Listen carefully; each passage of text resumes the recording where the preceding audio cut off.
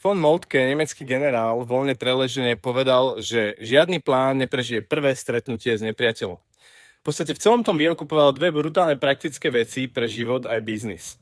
Prvá, keď na začiatku zle rozmiestniš vojakov, počas útoku to už takmer nevieš opraviť. Prelož si to, ak zle nastavíš základy, celá hra potom je len hasenie.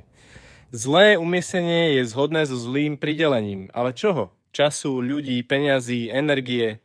Keď dáš top ľudí na nepodstatné veci, keď sa rozptýliš do 10 projektov, keď nemáš jasný cieľ, budeš sa celý rok tváriť, že makáš. Ale výsledok bude biedný. A žiadny plán nevydrží kontakt s nepriateľom. V živote je nepriateľ realita. Zákazník, konkurencia, trh, choroba, dieťa, ktoré ochorie presne v deň prezentácie. Psychológia by povedala, plán ti dáva pocit kontroly, ale realita ti dá spätnú väzbu. A keď si príliš pripútaný k plánu, staneš sa krehký a zaseknutý.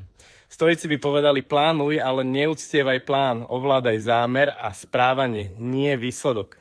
Kresťanstvo by dodalo pokoru. Ak pán dá, nie ako výhovorka, ako pripomienka, že nie si Boh.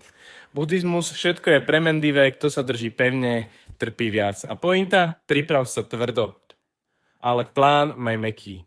Prakticky, najprv vyrieš základné umiestnenie, to znamená 1 až 3 priority, tam daj najlepších ľudí a čas. Namiesto detálneho scenára si určí zámer, čo musí platiť, aj keď sa všetko zmení.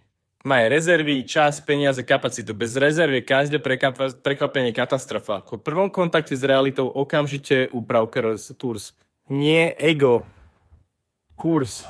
Lebo víťazí nie ten, kto mal najkrajší plán, ale ten, kto sa pripravil dobre. A potom sa vedel rýchlo prispôsobiť. Držím ti v tom palce, aby si sa ľahko a rýchlo prispôsoboval.